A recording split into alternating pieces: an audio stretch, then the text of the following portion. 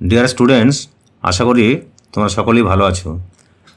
আজ আমি আলোচনা করব তোমাদের গণিত বা অঙ্কের পাটিগণিত সাজেশন নিয়ে। মাধ্যমিক 2026-এ পাটিগণিতে নাম্বার কীভাবে কি থাকবে সেই নাম্বার বিভাজনটি আমি তোমাদেরকে জানাচ্ছি। এমসিকিউ বা বহু পছন্দভিত্তিক প্রশ্ন থাকবে একটি, 1 নাম্বার, একটি শূন্যস্থান পূরণ 1 নাম্বার, সত্য অথবা মিথ্যা নির্ণয় একটি 1 নম্বর, সংক্ষিপ্ত উত্তরভিত্তিক প্রশ্ন 2টি 4 নম্বর, দীর্ঘ উত্তরভিত্তিক প্রশ্ন একটি 5 নম্বর। অর্থাৎ মোট পাটিগণিতে থাকবে 12 নম্বর। এর আগে আমি তোমাদের উপপাদ্য, সম্পাদ্য, ত্রিকোণমিতি, রাশিবিজ্ঞান, পরিমিতি, 1 মার্কের প্রশ্ন, 2 মার্কের প্রশ্ন প্রভৃতি গুরুত্বপূর্ণ সাজেশনগুলি তোমাদের সঙ্গে শেয়ার করেছি, যেগুলি তোমাদের 2026-এর মাধ্যমিকের জন্য ভেরি ভেরি ইম্পর্ট্যান্ট। আজ শেয়ার করব মাধ্যমিক 2026-এর পাটিগণিত সাজেশন। এই গুরুত্বপূর্ণ সাজেশনগুলি পাওয়ার জন্য তোমাদের ছোট্ট একটি কাজ করতে হবে।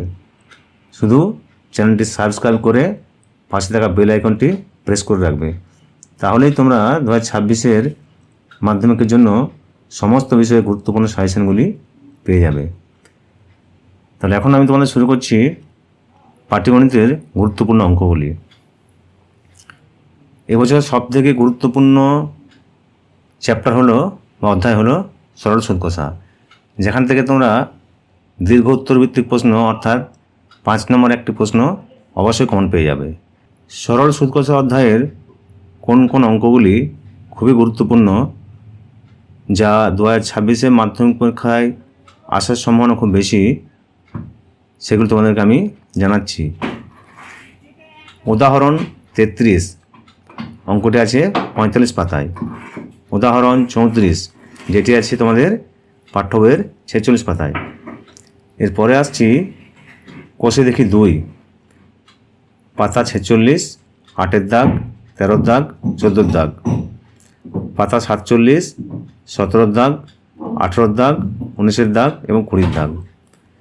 তাছাড়াও অধ্যায়ের শেষে যে সমস্ত এমসিকিউ, সত্য মিথ্যা ও শূন্যস্থান পূরণ থাকে, ওগুলো কিন্তু তোমাদের সবগুলো করতে হবে, কারণ এমসিকিউ বা 1 মার্কের প্রশ্নের সেভাবে কোনো সাজেশন হয় না।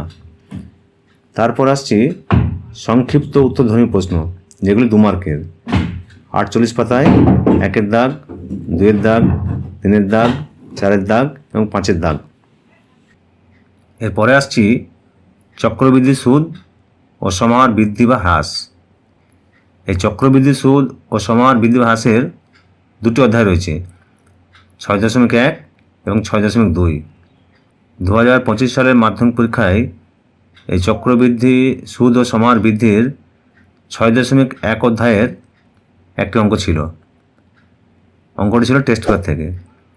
তাই এবার অর্থাৎ 2026-এ চক্রবৃদ্ধি সুদ ও সমাহার বৃদ্ধি হ্রাসের যে 6.2 অধ্যায়টি রয়েছে, সে অধ্যায়ের অঙ্কগুলি খুবই গুরুত্বপূর্ণ এবং সেখান থেকেও একটি 5 নম্বরের অঙ্ক থাকবে। মোট 2টি অঙ্ক থাকবে 5 নম্বরের, তোমাদের করতে হবে একটি। প্রথমটি তোমাদেরকে বললাম সরল সুদ কষা, আর দ্বিতীয়টি থাকবে তোমাদের চক্রবৃদ্ধি সুদ ও সমাহার বৃদ্ধি বা হ্রাসের 6.2 অধ্যায় থেকে। এখন 6.1 অধ্যায়ের যে অঙ্কগুলি গুরুত্বপূর্ণ, উদাহরণ 9 পাতা 106, উদাহরণ 19 দাগের পাতা 111। আর কষে দেখি 6.1-এর 112 পাতার 5-এর দাগের, 8-এর দাগের, আর 113 পাতার 10-এর দাগ, 13-র দাগ, 15-র দাগ, 17-র দাগ, 20-র দাগ, 20-র দাগ এবং 22-এর দাগে একই অঙ্ক, শুধু সংখ্যাগুলি আলাদা। 21-এর দাগ, 23-এর দাগ এবং 24 দাগ, 3টে অঙ্ক, পদ্ধতি একই, শুধু সংখ্যাগুলি আলাদা এবং তার সঙ্গে থাকবে 25-এর দাগ।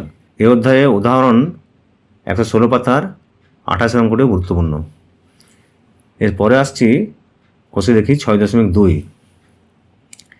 117 পাতা, 3-এর দাগ, 4-এর দাগ, 5-এর দাগ, 7-এর দাগ, 8-এর দাগ, 9-এর দাগ, 10-এর দাগ, 13, 14, 15। এই অঙ্কগুলি তোমরা যদি বাড়িতে নিয়মিত প্র্যাকটিস করো তাহলে কিন্তু অবশ্যই মাধ্যমে তোমরা কমন পেয়ে যাবে। আর এই অধ্যায়ের শেষে যে সমস্ত এমসিকিউ, সত্য মিথ্যা ও শূন্যস্থান পূরণ রয়েছে সেগুলিও ভালোভাবে দেখে নেবে। আর সংক্ষিপ্ত উত্তরধর্মী প্রশ্ন অর্থাৎ 2 মার্কের যে প্রশ্নগুলো আছে তাদের মধ্যে গুরুত্বপূর্ণ হলো 119 পাতার 17 দাগের 1, 2, 3, 4, 5। আশা করছি এই অঙ্কগুলি তোমরা নিয়মিত অভ্যাস করলে পাটিগণিতে 12-র মধ্যে 12 মার্কসই পেয়ে যাবে।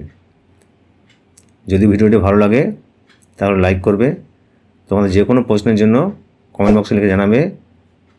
আর অন্যান্য বিষয়ে গুরুত্বপূর্ণ সাজেশনগুলো পাওয়ার জন্য চ্যানেলটিকে অবশ্যই সাবস্ক্রাইব করে রাখবে।